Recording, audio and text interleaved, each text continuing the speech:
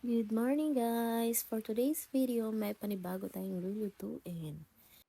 Meron tayo ditong kangkong at tsaka hipon. Ayan. Ito po ang ating menu for today. Ito na nga, maglalagay na tayo ng mantika sa ating lutuan. Gisa na natin ang sibuyas. At huwag kayong magtaka kung sibuyas lagi ang aking inuutot. Bakit ba? Ayan na ang ating bawang. Susunod natin ang sili.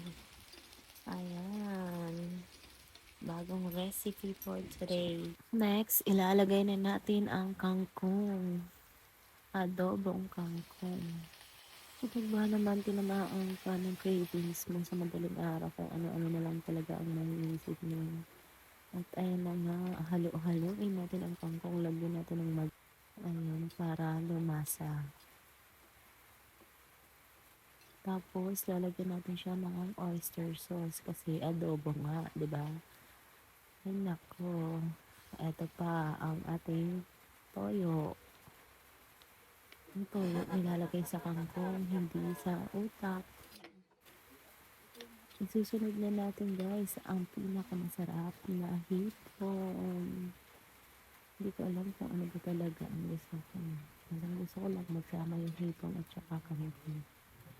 Halo-haloin natin para maging orange na yung hipon. At anong kunik naman sa pagiging orange ng hipon? At eto na nga guys, konti na lang.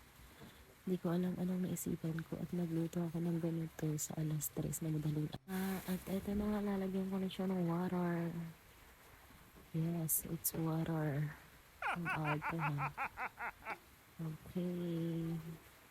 Dahil adobo siya, lalagyan natin ng suka. Ayan, kumukulo na. Konti na lang at kakain na tayo. Tinikman inday, masarap.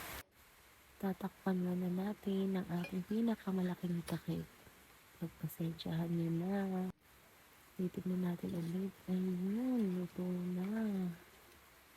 Konting-konti na lang. Sa takip na lang talaga tayo. May pa-heart-heart pang nalalaman. At dahil nag-cravings tayo lang, samahan na natin ng tuyo. A few moments later. At eto na nga, finally, kakain na. Yahoo! Yummy!